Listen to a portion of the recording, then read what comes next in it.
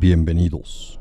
En el 112 de Ocean Avenue, en una casa de estilo colonial ubicada en la localidad de Amityville, en el estado de Nueva York, Estados Unidos.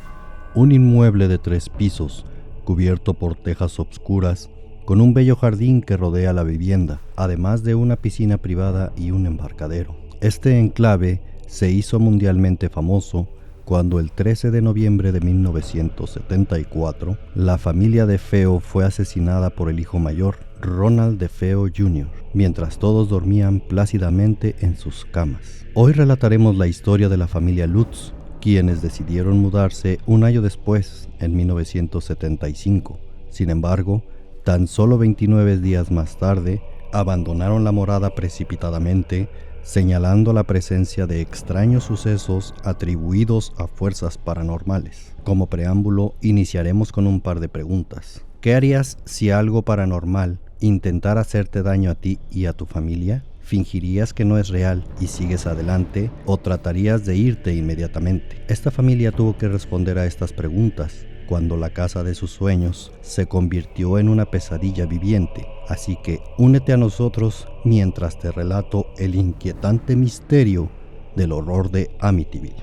En el año de 1975, George Lutz esperaba de manera ansiosa, mirando a las ventanas de la casa que tenía por delante. Su esposa Kathy sonrió mientras se detenían en el camino de entrada. Esperaban encontrar un nuevo hogar para ellos y sus 3 hijos, tropezando con la casa perfecta, con un precio de remate.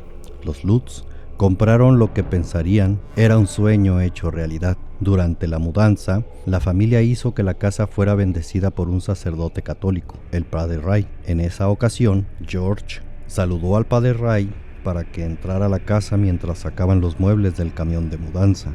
El sacerdote realizó el ritual de bendición por toda la casa y pronto salió con una expresión de preocupación en su rostro. George intentó pagarle, pero el Padre Ray se negó, diciendo que no podría cobrarle, pero antes de partir, comentó que sintió algo muy extraño en una habitación del piso superior. George le respondió que no planeaban usar esa habitación para nada más que el cuarto de costura. El Padre Ray respondió que estaba bien, siempre y cuando nadie durmiera ahí. Poco después de que los Lutz se mudaron a su nuevo hogar, comenzaron a notar que en zonas aleatorias de la casa se sentía un frío intenso. En otras ocasiones, una sensación de inquietud llenaba el ambiente, así como ruidos fuertes que despertaban a la familia a mitad de la noche. La extraña actividad solo continuó aumentando. Una mañana, la familia se despertó con un hecho sorprendente.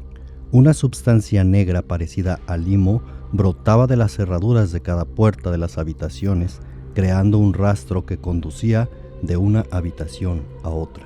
A medida que pasaba el tiempo, comenzaron a escuchar pasos fantasmales y golpes por toda la casa. Durante un periodo, George escuchó lo que sonaba como música a todo volumen proveniente del sótano. Corriendo rápidamente y bajando las escaleras, George se enfrentó a un silencio ensordecedor. A pesar de lo que había escuchado apenas unos minutos antes, no había señales de nada ni de nadie en esa habitación. A medida que pasaba el tiempo, la familia comenzó a notar cada vez más manifestaciones inquietantes dentro de la casa. El ahora cuarto de costura en el que el Padre Ray se había sentido incómodo, poco a poco había comenzado a infestarse de moscas. Al principio pensaron que tal vez era porque la casa era muy antigua. Esto era algo a lo que no estaban acostumbrados. Sin embargo, a pesar de sus mejores esfuerzos para deshacerse de los insectos, nunca pudieron sofocar la infestación. Durante su estadía, la familia Lutz era acosada de varias maneras. George comenzó a aislarse de la familia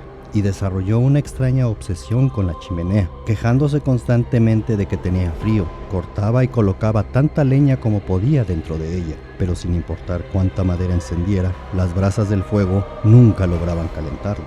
Kathy también comenzó a cambiar y a experimentar sus propios eventos, comenzando cuando ella a menudo estaba sola y vulnerable, sentía el contacto helado de manos invisibles, y en un momento las manos incluso trenzaron su cabello. Estos episodios eventualmente terminaron. George atestiguó que una noche mientras la pareja dormía, Kathy se despertó con un grito ahogado y George vio que le devolvía la mirada el rostro de una anciana en lugar del rostro de su esposa. El shock rápidamente se convirtió en terror cuando la pareja intentó descubrir qué le había sucedido a Katy, pero tan rápido como llegó, el espejismo se disipó, revelando el rostro juvenil de Katy una vez más. Los Lutz en ese momento sabían que estaban lidiando con algo paranormal y no querían involucrar a nadie más con lo que había en la casa. Ellos mismos intentaron bendecir la casa. Katy, que siempre había sido religiosa, fue quien intentó la bendición. Se movía de una habitación a otra, abriendo las ventanas y bendiciendo cada espacio. Todo parecía ir bien, cuando de repente una de las ventanas se cerró de golpe en la mano de uno de sus hijos. Esta no era una lesión común.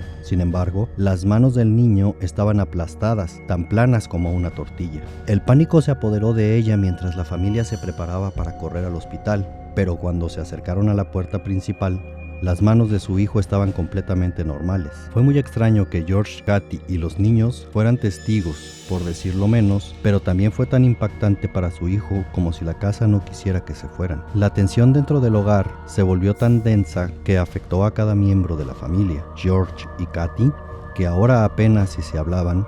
Además, los niños comenzaron a actuar de manera más agresiva entre ellos, así como con sus padres, lo que llevó a castigos cada vez mayores.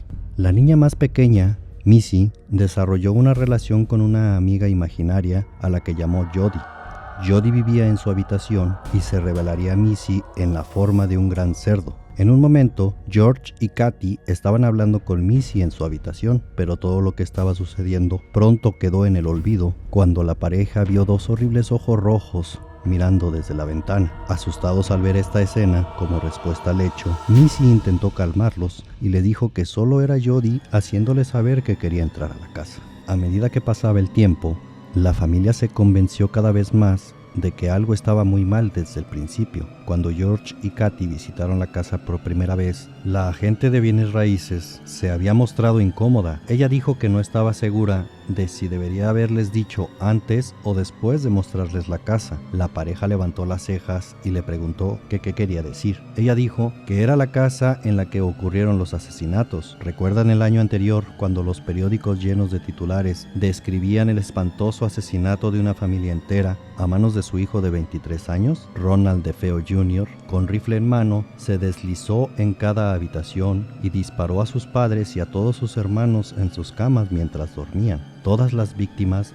fueron encontradas boca abajo y ninguna de las víctimas se despertó durante la masacre. Durante el juicio, Ronald afirmó que unas voces le decían que matara a su familia, pero que no recordaba los asesinatos que habían tenido lugar, por lo que posteriormente fue condenado obteniendo múltiples cadenas perpetuas en prisión. Preocupados por sus hijos, George y Katy les preguntaron si se sentirían cómodos viviendo en un lugar donde había ocurrido tal tragedia. Los niños asintieron y se hizo el trato. Para estar más cómodos, decidieron bendecir la casa, por lo que llamaron al padre Ray. Más tarde, el padre revelaría que durante su bendición entró a una de las habitaciones de arriba donde escuchó la voz incorpórea que le decía "largo de aquí". Posteriormente, George se acostó junto a su esposa mirando el techo sin poder dormir. Reflexionó sobre el hecho de que todos los demás dormían boca abajo excepto él, tal como lo habían hecho los DeFeos mientras él yacía ahí. Comenzó a escuchar una gran tormenta que se desataba cuando de repente hubo un relámpago con una luz cegadora que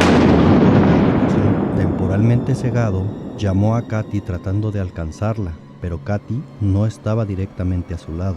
Una vez que recuperó la vista, George vio que Katy estaba levitando y flotando hacia la pared. Luego comenzó a escuchar fuertes golpes que emanaban de toda la casa. Junto con los gritos de sus hijos, sus camas se levantaban y golpeaban el suelo por sí solas. Después de despertar a Katy y traerla de regreso al piso, por así decirlo, rápidamente salieron corriendo. En un dormitorio vieron a su perro caminar hacia atrás en círculos mientras vomitaba. Luego reunieron a los niños y corrieron a la sala familiar, donde meditaron qué hacer a continuación y qué harían mientras resistían esta tormenta infernal. Al día siguiente, sin estar seguros de sus planes, los Lutz huyeron esa misma tarde.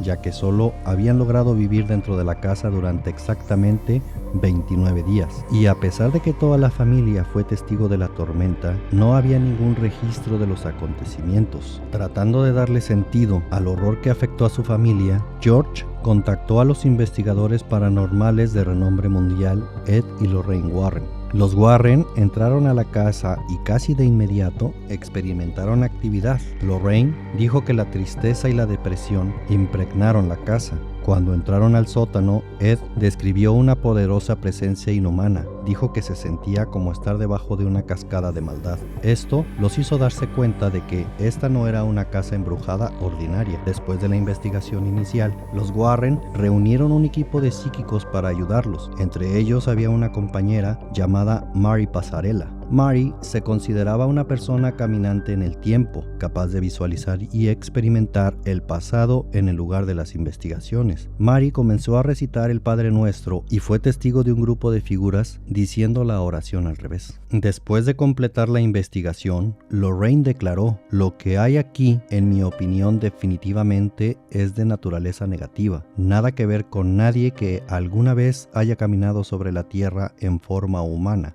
Viene directamente de las entrañas de la tierra, de las madrigueras". Les dijeron a los Lutz que sentían que su casa solo podría salvarse a través de una limpieza realizada por un sacerdote ordenado. Sin importar lo que fuera, los Lutz, bastante incómodos con esto, diciendo que sentían que estarían arriesgando sus vidas y cómo se les podría pedir que hicieran eso por una casa, decidieron reducir sus pérdidas y devolvieron su propiedad en lugar de poner a sus hijos en mayor peligro. Años después, un libro y la adaptación cinematográfica popularizaría su historia junto con acusaciones de que todo fue un engaño. Sin embargo, George y Kathy Lutz perdieron no solo los ahorros de su vida, sino la mayor parte de su credibilidad debido a la historia. Por el resto de sus días continuaron sosteniendo que su historia fue completamente real. George declaró más tarde en una entrevista de 2002: "En mis oraciones pido que nadie de esta sala jamás pasen por algo así, pero ¿saben qué lo hace más difícil para quien vive este tipo de experiencias? Es la pérdida de la capacidad de comunicarse con alguien más al respecto. No puedes encontrar a nadie que pueda ayudarte de manera inteligente, no se habla de ello, no se entiende, y cuando te sucede, te conviertes en un extraterrestre para todos los demás", concluyó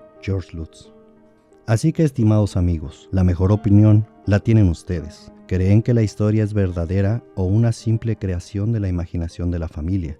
Hazme saber qué opinas en los comentarios. Recuerda que esto fue el Misteryverso, el universo del misterio, el terror y lo paranormal. Hasta luego.